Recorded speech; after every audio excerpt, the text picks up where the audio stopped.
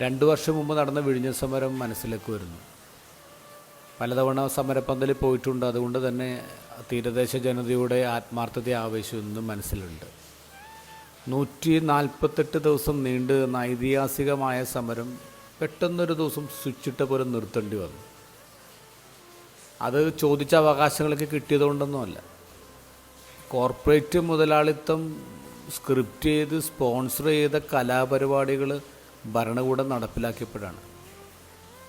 ഈ സമരപ്പന്തലിൻ്റെ അടുത്ത് പാർക്ക് ചെയ്തിരുന്ന വാഹനങ്ങളുടെ നമ്പർ നോക്കിയിട്ട് വീട്ടിലേക്ക് സമ്മൻസ് അയക്കുക, വിദേശത്ത് പോകാൻ ഒരുങ്ങി നിൽക്കുന്ന ചെറുപ്പക്കാർക്ക് ക്ലിയറൻസ് കൊടുക്കാതിരിക്കുക, ക്രിമിനൽ കേസ് എടുക്കുക.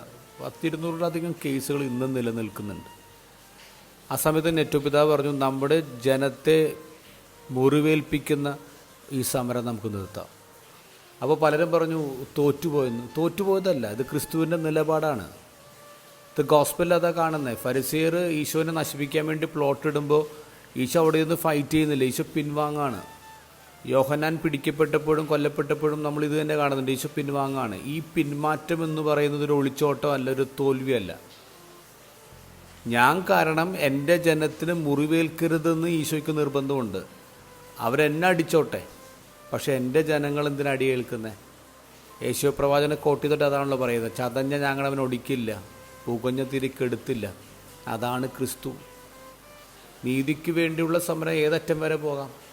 അതെൻ്റെ കൂടെ നിൽക്കുന്നവനെ മുറിവേൽപ്പിക്കുമ്പോൾ ആ സമരം അവിടെ തീരുകയാണ്. നീതിക്ക് വേണ്ടിയുള്ള സമരം ഏതറ്റം വരെ പോകാമെന്ന് ഈശോ പഠിപ്പിക്കുകയാണ്. അത് വയലൻസിലേക്ക് നീളേണ്ട ഒന്നല്ല.